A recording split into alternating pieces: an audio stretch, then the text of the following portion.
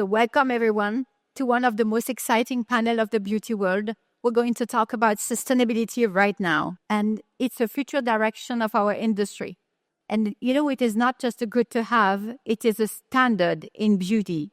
And we're going to deep dive into the intricacy of sustainability.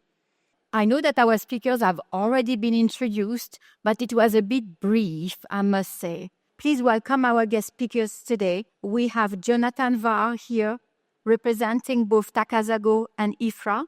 IFRA stands for the International Fragrance Association. We also have Thomas Wuethrich, Sustainability Chief Officer at LUZI. We have with us Leila Jerdea, serial entrepreneur, influencer, marketing specialist, and subject matter expert as it comes to fragrance and cosmetics, along with Martin Ferre, business developer at ISIPCA. ISIPCA is a perfumery and cosmetics school based in Paris, Versailles, and we talk about it in a minute. And we also have with us Sandrine Lecointe. She's also a serial entrepreneur and a top voice when it comes to embed sustainability within our industry. And she will join us remotely today. So, as it comes to sustainability, Jonathan, I know that you recently published an article and you're going to tell us everything about it. So when it comes to the beauty industry, it includes both fragrances and cosmetics. So what does sustainability mean? And please give us a bit of context. So maybe the first thing to say is that sustainability doesn't have a single definition. So if you ask different companies, what do they mean by sustainability? They'll all give you a different answer. Nevertheless, there's a lot of commonality. And going back around 5 years ago now, IFRA and IOFI, so that's the Flavor International Association and the Fragrance International Association, put together a charter. And in the charter, you have 5 pillars.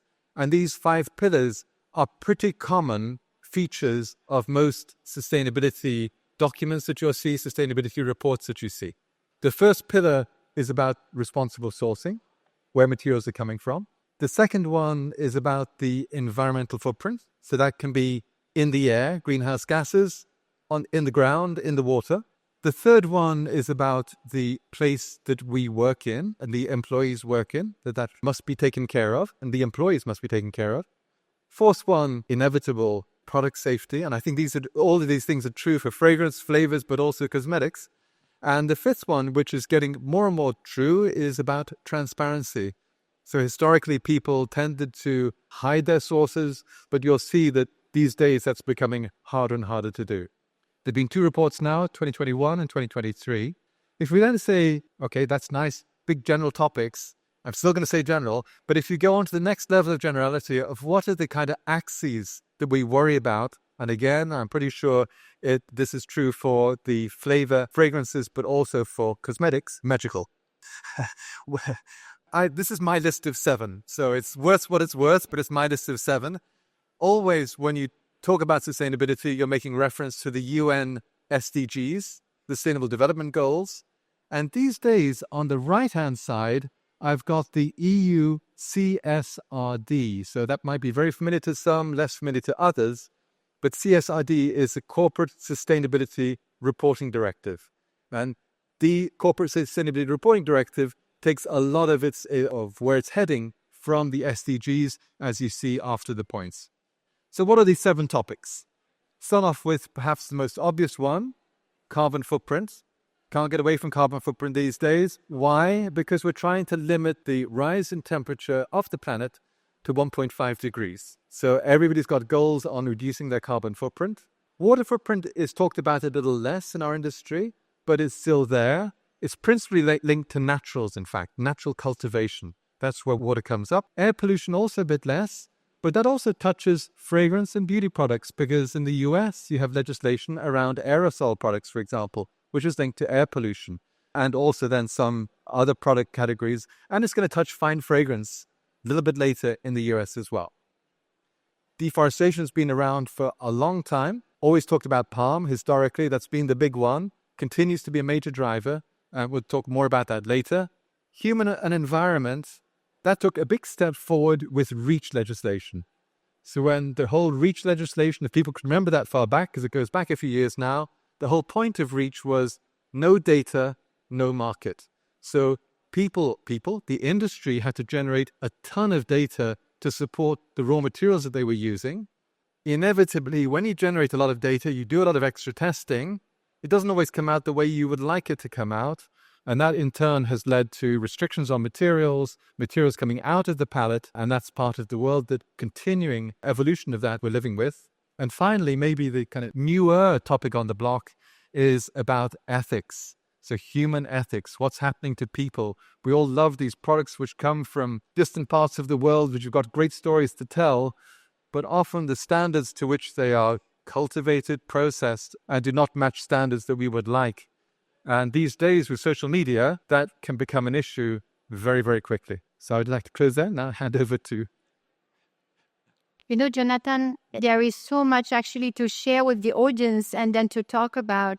And I feel like these SDGs with these 17 colors are an easy way somehow to remember where we can have a great impact, and then to see in your organization where are the hanging fruits and where we can improve ourselves, right? It's easy to understand. The issue always is you end up with a long list of things you can do, and then you have to focus on the most impactful. Sure. Of course. And now let's talk a bit about the brand and the customer perspective. Is there one challenge in particular, Thomas, I'm turning to you now. Is there one challenge in particular that you'd like to highlight? And how do you face this challenge to have a positive impact in the industry? We do have quite some challenges right now, no? But I think what you mentioned as well before with the social media is something that impacts us a lot, no? I mean, our customers, or customers in general, they are informed and they know very well what we communicate as a company, no? So they know what we communicate and they know what it means. Also when it comes, for instance, for green claims or when it comes for labels, no? On the other hand, we have a challenge to implement like EU regulations, such like Green Claim Directive, no? That is a bit difficult because just an example, when I'm talking about upcycled or upcycling products, story from my grand uncle, no? I mean, he used to farm, he used to produce cheese in the mountains, no? You can imagine, like in the Swiss mountains, all green, cowbells, always good weather. Everyone is just like smiling all the time, more or less. But after like 6 years, his cows are not profitable anymore. They don't produce milk anymore, so he had to bring it to the slaughterhouse to produce meat, no? One of the side products of meat production is skin. So he sends skin, then the slaughterhouse sends the skin to Italy to produce beautiful shoes, no? So, but the point is that no one in this value chain claimed for himself to upcycle products, because it was just a state-of-the-art, is a manufacturing practice. And so it is cheese, meat, orange juice, or fragrances, no? We as LUZI, we believe that you have to have or what is an opportunity for us is like certifying fragrances, but with a strong, independent, and maybe transparent label. And that's what we think that we can avoid greenwashing by also showing to the customers that we are safe in what we do. So we are not going to deep dive straight away into label and certification, but I would like to have Leila's point of view on regional practices. Do you also feel like somehow there's a bit of greenwashing and there could be a way to avoid this greenwashing?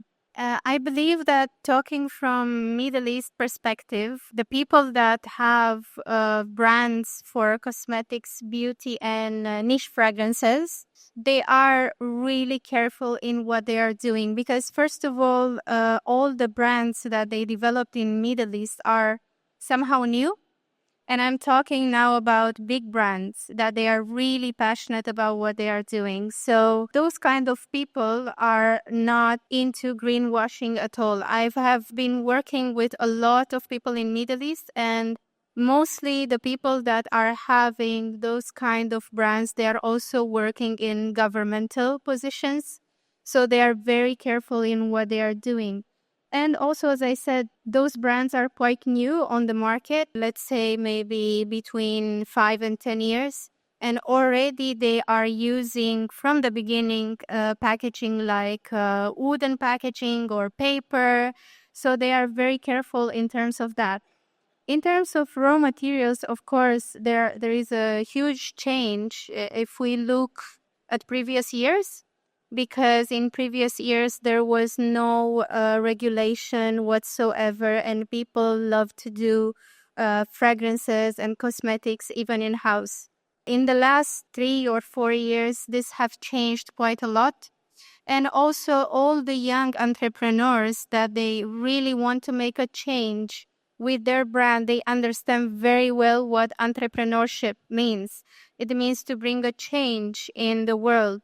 And this is why they are really careful in what they are doing, and they are trying to promote a lot things like ecosystem and having packaging that is biodegradable, or being proud to use a lot of things that have been recycled and so on. So there are even fairs where these brands are they are showcasing how they are actually doing the recycling of their packaging, or they are using vegetables for packaging and so on.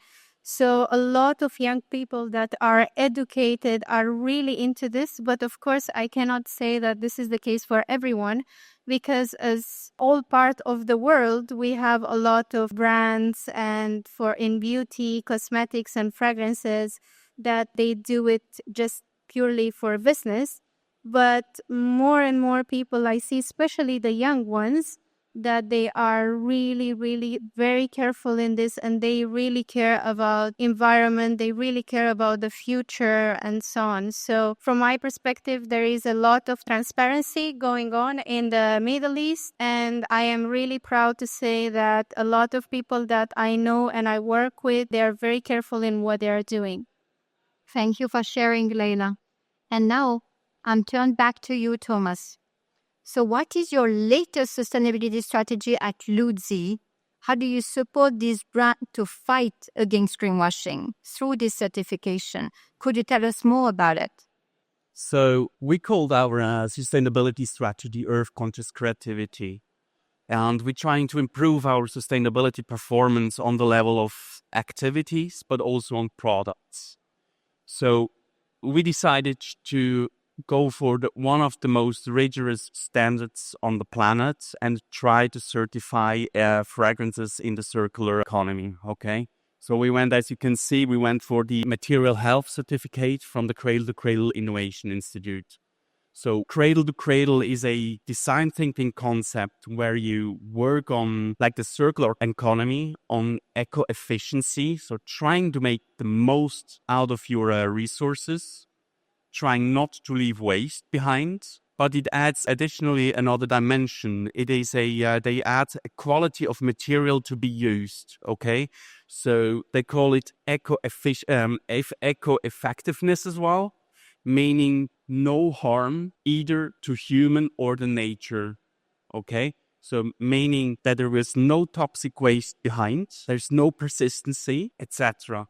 So we believe that with that concept, we are in line with the directive because we identify and we assess all our raw materials, is 61, that are in line with these cradle-to-cradle concept, okay? So all life cycle stages are considered, and we substantiated it with one of the most rigorous standards available. But how does it work? Like if I develop a fragrance brand, for example, and I'd like to be cradle to cradle certified, and I come to LUZI for fragrance formulation, how does it technically work? So what differentiates us from the competitors is that we not certify a fragrance, but we certify this toolbox. So it's a set of raw materials, again, no harm. And our perfumer are able to produce as many fine fragrances or whatever you want to use it for as possible. And they are automatically gold certified. And that enables a very easy product certification process. So what you need to know is that this cradle-to-cradle standard is, as I said, quite rigid. It is quite precise. So we had to assess 100% of our raw materials, which is the reason why we got a gold level. All these 100% of the raw materials had to be known down to trace levels. And then all the material, they were assessed by 21 endpoints. So we're talking about ecotoxicity, biodegradability. We're talking about banned substances. So, I mean, that results in the most boring MSDS on the planet, just to let you know. So, and after we assessed these raw materials, there was an exposure scenario that has to be assessed as well.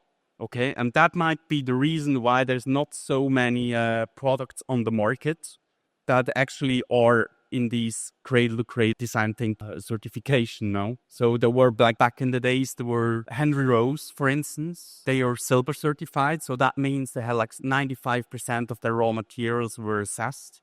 Then L'Oreal, dedicated to cradle-to-cradle, okay, also in silver. And since we tried to showcase that it's possible to do gold level in this cradle-to-cradle certification, we have found a company in Switzerland, No Excuse from Lanur, which has a product certification, meaning that the entire product, including paper, color, glue, packaging, pot base, and our fragrance that we could add to, in the end, become a gold certification. Yeah, that's a beautiful example. So then I believe as well that when we collaborate with you and as all raw materials are already certified, then there's no extra cost to certification. There is. It makes it much more easier because the standard is based on complete transparency. Okay, so you have to prove down the trace level what is in your formulation or in your packaging, no? So with us, with our product, if you just come to our booth, it's an easy one, no? You have a specific a wish for a fragrance, and our perfumer can create with these 61 raw materials a new fragrance for you. And that enables you to go for your product certification much easier, yes. You know, Tama, we got the chance to run Sustainability Roundtable at the Beautyworld event for about 3 years. This is the 4th year now. And there is like a challenge that comes often, it's the cost.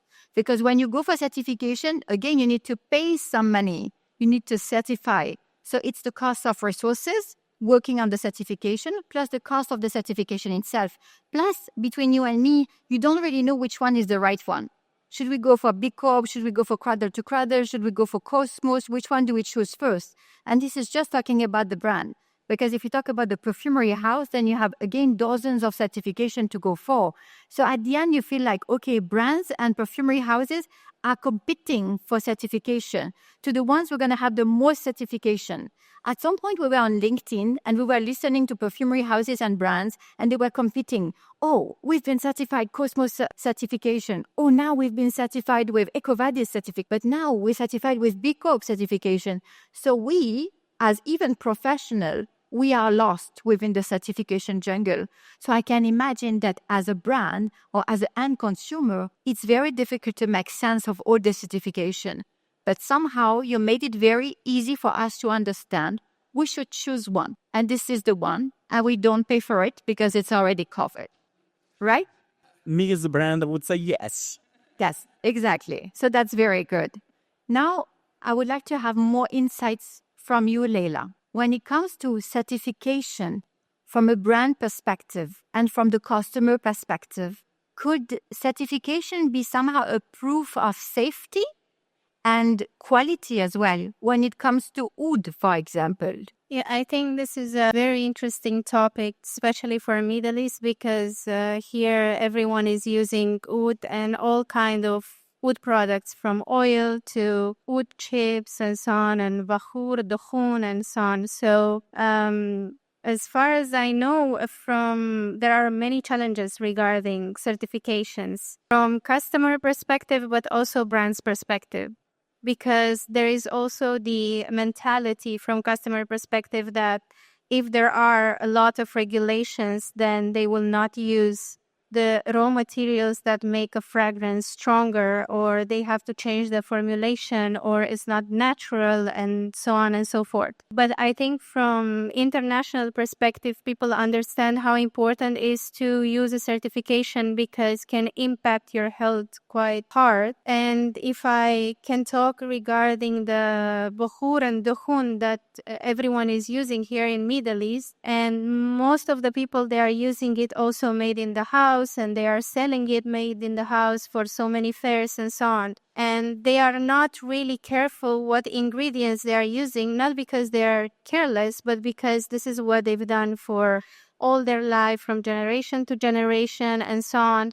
So they see a huge impact in really applying the certification or regulation, confirming all the ingredients, raw materials, whatever they are using. So I think there is still a big step we have to take in this perspective. But in the same time, we have really big niche houses that they grew from international perspective as well. And they know the importance of it. And they also have a big transparency. And I really appreciate brands that have this transparency when they say we have to change the formula of this fragrance because of certification and we will name it in a different way, or we will stop producing it because of it. I think this is very important and also creates a very strong bond with the customer, because transparency is very important and they know that they will trust the brand because they really care about this. And also there are other brands that they are actually developing their own raw materials, which is very interesting as well. I think if we look from perspective of niche perfumery worldwide, we have progressed so much in the last years. It's absolutely crazy to think about how much we progressed, because there are people that are so passionate about it and we have not to miss them. They are bringing something extremely new and different to the world. And I can name a few of them. One of them is a brand called Ferre from Argentina. And they extract their own wood from Patagonia and so on. And this is very interesting. It's something that was never done before. And I believe that having this passion combined with education and the care of transparency for the customer, it's something huge. And also local brands that have been demonstrating that they are really careful and they want to go for the certification, not only to sell from international perspective, but to be compliant with it. And one of the brands that I also love and I appreciate a lot is Hindalud. They are really doing extremely progress in terms of the raw materials that they are using and so on, and the international perfumers that they are working on and so on. But going back to LUZI proposal, I find it very interesting and also extremely easy for people that are new into perfumery and they want to do their own brand, not to go to the struggle of certification and so on. They can choose the raw materials that are already certified and not to have to deal with cost and so on. But of course, it's up to everyone. I believe that the world is offering so many options right now. And one thing that I want also to touch on this is regarding the Asia side, and especially the oud side, because we all love oud oil, right?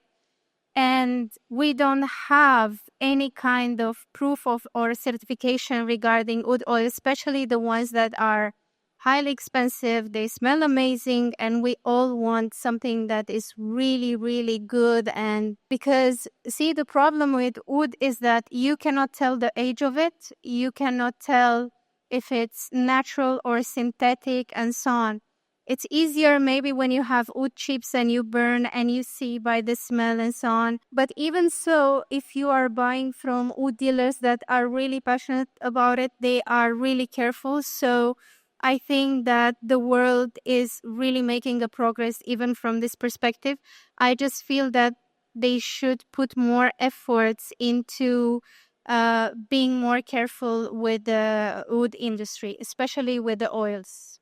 You know, I was shocked when you told me in the first place that it was possible to buy Dohun, but with glue and paint on it. Yeah, it's actually the oud chips, not the Dohun. So they usually put glue on it because it's heavier. So when it's heavier, they are getting more money, of course, but it's so unhealthy to smell it. It's very unhealthy for your lungs, for everything.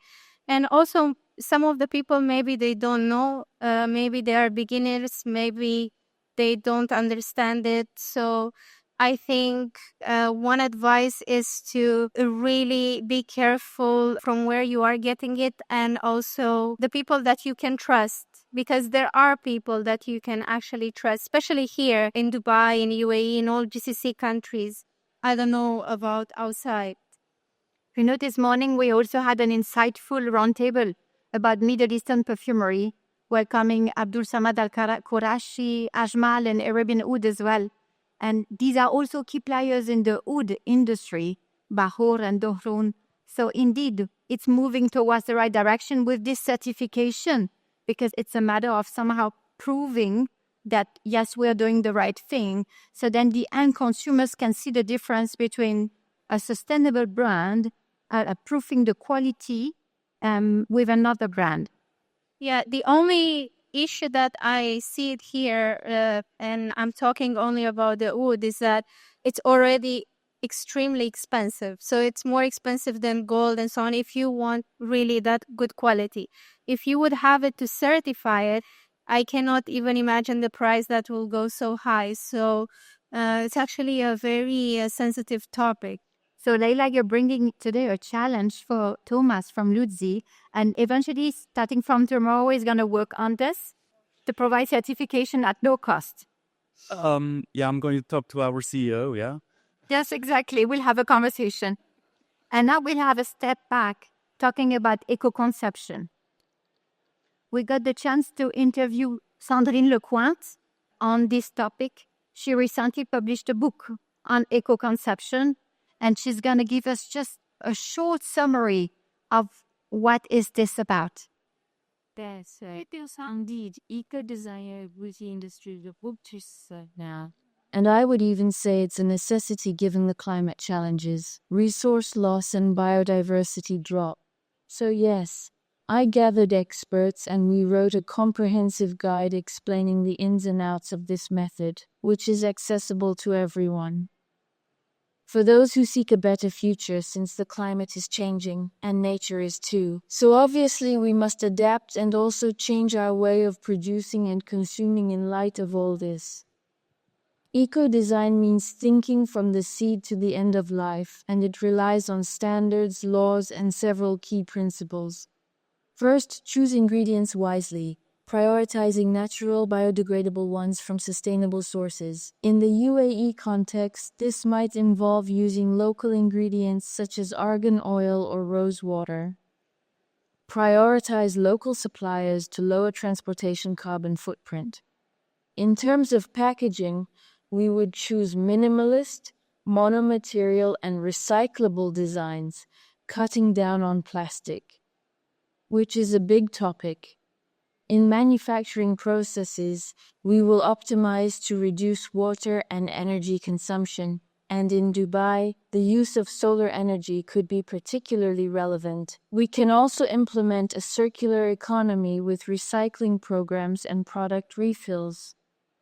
Applying these principles in the UAE would require adapting to local climate conditions, available resources, and regional consumer preferences. This could include developing heat-resistant formulas and using traditional Middle Eastern ingredients, as long as they are biodegradable, and taking cultural norms into account when designing products. Thank you, Sandrine. Now I'm turning to you. So, Martin, we're going to talk about ISIPCA. ISIPCA is a perfumery and cosmetics school based in Paris, in Versailles. And even though I would love talking about the school for hours, because I also attended this school back at the time, long time ago, Martha is the best suited person to talk about it.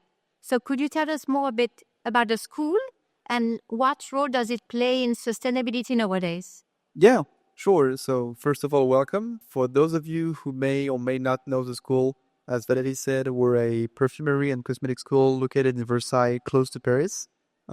I personally like to think we're the best school, but that's just me. And so when it comes so we have 3 activities, which are long-term education, so teaching students after high school, executive, which we could call short education, and we also do research and development for companies. So When our students, and I mean all of them, enter the school, we introduce them to the concepts of sustainability and CSR, 2 workshops, which are called the Climate Fresque and the 2-ton workshop. We think it's essential for them to know the concept and, create the foundation of what they're going to learn when they come to the school for 1, 2, 3, 5 years. So we tell them about the 3 pillars of sustainability: social, societal, environmental. And something we truly believe in is that the awareness that they have towards these 2 topics need to be different based on the program that they're going to attend. It's not going to be the same matter for them if they work in the lab or in the marketing or if they create perfumes of cosmetics. And so if I take the example of the perfumers or cosmeticians, they are going to be involved in these topics throughout the whole cycle of life of the product, from the ingredients to the shelves. So our role as a school is to create leaders that will drive the change and make decisions to make sure that their product is not just like the materials are not just extracted with grid processes, or the packaging is not made from a cardboard. It goes deeper than that. For instance, if they source a material and they only use 10% of the plants because they extract it, what do they do with the other 90%? If they use a material that's harvested under the soil for 6 months out of 12 in the year, what do they do with the soil with the remaining 6 months? Does it help the local population? We want to raise awareness on these topics to create leaders that will drive the change. So, of course, our role as a school is also to work on new processes, green chemistry, eco-extraction. But ultimately, what we want is to create the leaders of tomorrow. Thank you. It's a very brave endeavor. Jonathan, now it's your turn. I know the day was long.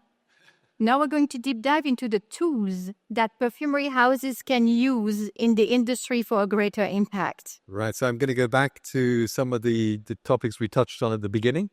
We talked about EcoVadis. Why EcoVadis?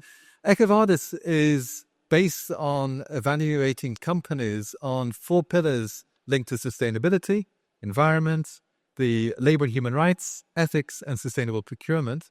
So it's actually probably the broadest certification linked to sustainability. What's interesting here is you see the biggest companies in the industry, IFRA, flavor and fragrance industries, who typically started earlier, and then a group of companies who started later. And you see that the 2 are coming together. But actually what's more impressive is both are hitting gold standard. So the gold medal for EcoVadis means that you're in the top 5% of all the industries that they evaluate. So I think in a way it's kind of, obviously we still want to improve, but it's a good indication that our industry is not that bad. There's always room for improvement, and you'll see on the next slides, but it's actually in reasonable shape. There's a hell of a lot of industries which are in a lot worse shape. Now touching back to footprints. I wanted to talk about footprints for a moment. So carbon footprint is one of the big topics. I think carbon footprint, deforestation, ethics, these are the kind of the big ones that all the companies, all our customers talk to us about. When you look at fragrances, flavors, beauty products, we talk about scope 1, 2, and 3. That's how you classify the carbon footprint. Most of it is in what's called scope 3, which is the ingredient. So manufacturing the ingredient, that's the lion's share of the carbon footprint of our products. On the right-hand side, somebody's bound to point out one that's different, but schematically, it's not too bad. So you have products with a relatively low carbon footprint. So on the right-hand side, biotech. Everybody loves biotech. There just aren't that many products made from biotech, but everybody loves biotech because it's got a very low carbon footprint. And on the left-hand side, you've got your natural extracts. Everybody loves Rose Absolute, but do you know how many acres of land you've got to cultivate to make 1 kilo of rose extract? So the carbon footprint of Rose Absolute is very high. In the middle of it, you've got lots of other materials, and in the yellow, you've got synthetics, and in black, you've got renewable. And that's kind of important because typically, if you can make the same material from a renewable starting material compared to a fossil starting material, you get a lower footprint. So that's one of the levers people talk about. How will the industry reduce its footprint? We've got to consume less, but we've also got to consume more of lower footprint materials. So in the same vein of thought, one of the levers, if you like, of reducing footprint is what people call green chemistry. So green chemistry, often associated with greenwashing. Why is it associated with greenwashing? Because when people talk about green chemistry, you have that list, and probably stand up here, over here. On the top, you've got 1 to 12. So these are the 12 items which are linked to green chemistry. And historically, many companies have chosen one of the 12 and say, I'm brilliant on that one. I'm doing green chemistry, aren't I great? Ignoring the other 11. And what we tried to do is with the IFRA flavor and fragrance experts was try to take a broader look at all of the 12 with a company called Beyond Benign, where one of the founders is John Warner, who was associated with these 12. And for each of them which is relevant, say, for our industry, what actually represents really good practice, what's could be done better, and actually what's one which really has got quite a lot of potential to do better. So for each of these, not all of the 12 because some of them are less relevant, but for each of them, we basically said, how can you do better? So the idea here is not to say product A is better than product B, but it's much more about looking at a product, how it's made, and then being able to say, where are my levers for improvement? And most of those levers are linked to actually reducing your carbon footprint. That's published in the Perfumery and Flavors this month. So it's all open source, publicly available information, and adapted to our industry. Moving on. Quick reminder. If you are into green chemistry and you want to know more about green chemistry, tomorrow we will have an author roundtable just about green chemistry at 1 p.m. Okay. Please go ahead. Okay, so talked about carbon footprint, linked to green chemistry to a degree, not only, but it's part of it. The other big topic we talked about was deforestation. When people talk about deforestation, the first thing people talk about or think about is palm. What we can track for the industry is what is the ratio of mass balanced palm to total palm. Why does that matter? Because mass balanced palm should not be associated with deforestation. And actually, it's quite a good trend. You see, we've gone from 14% only 2019, which is not that long ago for some of us, to 2023, it's gone up to 50%. What's happening now is we're getting EUDR, so the European Deforestation Regulation is coming into force. It's delayed by 1 year, it was the end of 2024, now it's end of 2025, very probably, still not done. These are all linked to commodities. And many of the commodities are not that linked to our industries, beauty or fragrance and flavor. But when we think about deforestation, and you mentioned oud earlier, we shouldn't only be thinking about the commodities, because you also have specialities which are linked to deforestation. Sustainable argo wood or oud is something of a problem right now. Frankincense, so olibanum, we're also not coming in this region, also has got issues with sustainability. So deforestation is really quite a broad topic, and I do think that certification is probably the way that we're going to make a way out of it. I'm not going to talk about anything more on safety, on ethics. All I would say on ethics is the really hot button topics right now on ethics is around child labor and fair wage. So fair wage is kind of interesting because what is a fair wage? Governments are very good at publishing a minimum wage, but is a minimum wage a fair wage or a living wage? And that's one of the big topics, difficulties, in fact, to define moving forward. And we've talked about CSRD, Corporate Sustainability Reporting Directive. There's a sequel to that, volume number 2, CS3D, CSDDD, the Due Diligence Directive. And in the Due Diligence Directive, it actually refers to living wage. So that is going to take a few years to come into force, but we're going to have to grapple with what is the living wage in many of these countries where it's very difficult to establish. Some of this sounds kind of, you walk away from here feeling pretty depressed, the world's going to come to an end, what are we going to do? But you have to think as well that our sense of smell is really important to us. It's critical to so many things. If you lose your sense of smell, actually it's strongly linked to depression. If you have a sense of smell, it can be linked to your well-being, linked to memories, all these good things that you can see. And if you just move on to the next slide, I've just done a little bit of a snapshot. Sure, Jonathan. These are some recent publications, one showing about fMRIs, brain scanning linked to well-being, another one about how it can help you sleep better. So there's still lots and lots of good stuff that comes out of fragrance and fragrance products, which are benefit for us and consumers. So I think the big challenge really, how do we balance off the needs of consumers, and they really have that need, and the needs of the regulators? Thank you. It was extremely insightful. Leila, you wanted to add something? Yes, I actually do want to add something because you mentioned something very important related to forests, right? And we actually have a brand here in UAE that they are investing in a forest. It's Amphastic Dokhun. So they are having a forest in Vietnam and other places.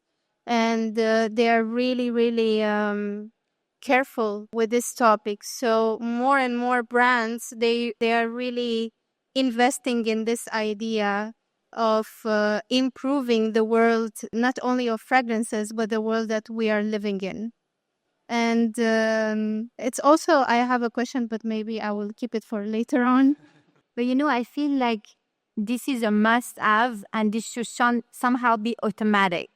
But then there is the barrier to entry because it's too expensive to have all the resources in matter of people to actually register the certification, to follow up with ethical sourcing. I was discussing with someone coming from ethical sourcing. He spent his whole career in the industry. And then he was very disappointed in the sense that, well, when you talk about the coffee industry, we have 3 ingredients to manage in matter of ethical sourcing. When it comes to the perfume industry, we have 130 ingredients to manage when it comes to ethical sourcing. So then you have the same number of staff covering 130 ingredients. How are you going to manage this? So that's a big issue. But in the future of sustainability, we actually combine new technologies such as artificial intelligence and then filing documents automatically online. So then you would tremendously reduce the cost of filing for this certification. Here comes a question for you when it comes to the future of our beauty industry. Where do you see our industry evolving within the next 2 to 5 years? We're going to start with, let's start with Thomas. Antonio Guterres from the United Nations, he kind of resigns, no? EU is going to be super regulated. We don't know how to enforce those laws yet, possibly, no. And from that point of view, I don't see so much progress because it's the white, privileged old man like the two of us being in charge, and we didn't manage, all right? What I see the power is with great ideas, small, young companies, very well educated people, young people, access to knowledge, access to fast changes. And this is what I think it's going to drive us the next 2 to 5 years. So, sorry, it's not possibly not us. Jonathan, would you like to add something? I think we're at an interesting, I agree with all you said, by the way. We're at an interesting point because the commitments, we talk about all the different commitments for the 1.5 degrees, which the big companies have made, the L'Oreals, the Procter & Gamble's, Coty, all of the big companies, they've also made these commitments. Kind of the road's going to hit the rubber soon because, as you've said as well, somewhere along here, there's some additional cost. It's all fine, good. You can find the materials you want, but there's extra cost somewhere. Somewhere, and I think it's got to happen pretty soon, for them to make their commitments come true, and I think they'll be under enormous pressure. That's why they're chasing us as well. We've got to find an arrangement on how does it get paid for. And I think for me, that's the key. That's the unlock. If we can't find a way to agree, and it may be that we need to think about much more radically reformulating products as well. But something's got to change from the status quo to make it happen. Leila, would you like to add something? Yes, absolutely. I think it's true. Things will change a lot. And also, I believe that nowadays, everyone that has this wave of making a brand or a wave of being an entrepreneur, create something that you want to have it as yours. But I think many people should think that entrepreneurship, it's all about bringing something that doesn't exist, making something that it's new to the market. And also because we are talking about sustainability, right? Many companies, they don't understand the idea of sustainability, or they don't even taking it into consideration. Because one thing is to start a company and launch some products, but to make it sustainable takes a lot of work and education and dedication. And I think that beauty and fragrances will advance extremely rapid in the next few years, if not in the next year. Having also the technology, having the AI, I think we will look at fragrances from a different perspective. Even though I like to say that fragrances will always be an art, from my perspective, I think technology will bring this art to another level. And we can see even already here at Beautyworld that there are so many new things that are coming on that we never seen them before and so on. And they are quite interesting and evolving, but I hope that we will keep beauty and fragrances, especially niche fragrances, as art. I think this is very important. And I wanted to add something else, but I got lost in my thoughts. Oh, yes. I think also the fact that we need to protect our planet. So many new brands now, they are doing a lot of changes in their packaging. And I really appreciate that. And also the fact that they have the transparency to say it.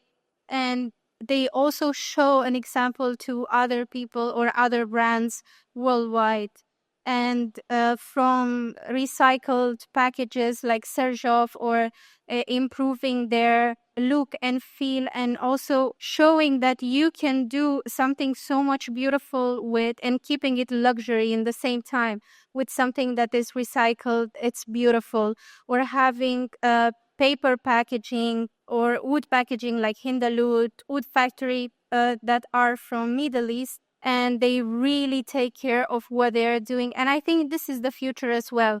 Young entrepreneurs that they have driven dedication to change, and also they're really passionate about technologies. If you will talk with people that are from Middle East and they own a business in beauty and fragrances, you will discover that they really have an immense passion to change things in what they are doing, in how they are doing it, and so on. So for sure, it's going to be from personalization to so many new things in the future, taking the technology.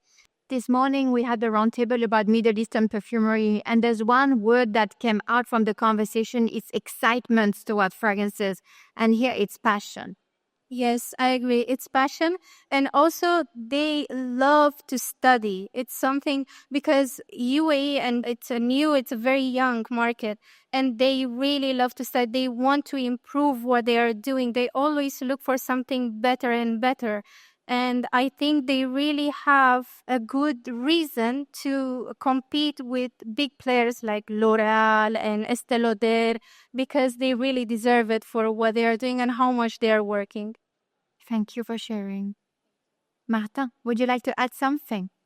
Yeah, and I'm gonna speak from an educational point of view. So actually, I have a slide with the three. So I think there's three things that will be different in 2 to 5 years. I think the first one is transparency and traceability. So it's already very demanding today for companies. I think it's gonna be even more. So as a school, we need to incorporate this into our classes and lessons. And you can see more and more companies, I would say almost all of them, each year publish a report on how they're going towards sustainability. So first, big topic. The second, of course, is the use of AI and other tools that will assist the perfumers and all the people working in the industry to comply with the new regulation and trends. So these needs to be used as something complementary to the work of these people. And the third thing is, to me, the opportunity for creativity. Because, for example, let's say you have one material that's forbidden or canceled or you can't use it anymore. You can see it as one less material in your portfolio. But if there's 5 or 6 alternatives that are created to replace the material, then you have 5 or 6 more ways to make your perfume or your cosmetic. Even if it has slightly different properties, I think it's an opportunity for perfumers and creators and cosmeticians to make products with different properties and stand out. So it's, I think, an opportunity for all these creators. Thank you, Marta. Tomorrow evening at 5 p.m., we have another roundtable around artificial intelligence and beauty tech boom that you should not miss.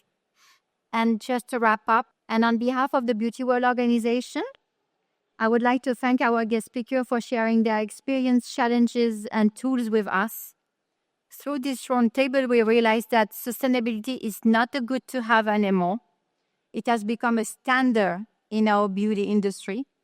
But to avoid greenwashing and ensure more transparency towards our customers and across the value chain, a complete toolbox has been developed for the industry.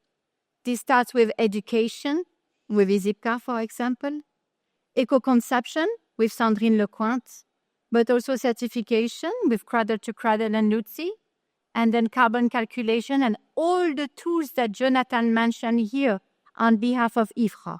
So as we speak, we are getting ready for a major sustainability event as well, happening in Dubai, adjacent to the Beautyworld event, hosted by IFRA, which stands for the International Fragrance Association. And this event is called the Global Fragrance Summit. So please keep an eye open. And if you'd like to know more about it, just reach out. And you can also become an IFRA supporting member in the region and show that to your customers and your suppliers and partners that you are moving towards sustainability in transparency. Thank you for listening. If you have any question, Q&A, we have 2 minutes. I do have a question. You mentioned something very interesting regarding roses. So I'm very curious because you said that people don't understand the amount of roses and acres of roses cultivation we need for 1 kilo or 1 ton of oil. So my question is, do you see that this is threatening the ecosystem in any way, being also having this many brands and the demand on the market right now?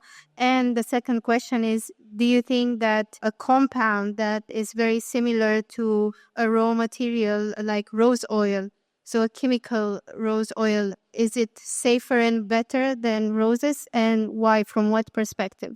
So my point really was just to say that there is a huge range of carbon footprint, because sometimes people think that natural is fundamentally better. Yes, it must always be absolutely. better. And in terms of purely carbon footprint, there are exceptions, but most naturals tend to have a higher carbon footprint, fossil or renewable source materials. So that's the main one. I think when you go ahead and you start worrying more and more about carbon footprint, you're definitely going to use it. And typically, rose absolutes used at very low levels, which helps. So even if it's got a high footprint, use a very small amount of it, then the contribution to the formula footprint will be lower. But yeah, again, it's just about being conscious about what you're doing. Do I really need it? Or am I just putting it in there to say I'm putting it in there for whatever reason? If you don't need it, don't put it in, because it's just burning carbon. Thank you. Thank you very much, panelists, moderator. Ladies and gentlemen, this brings us to the end of day 1 and our Next in Beauty stage.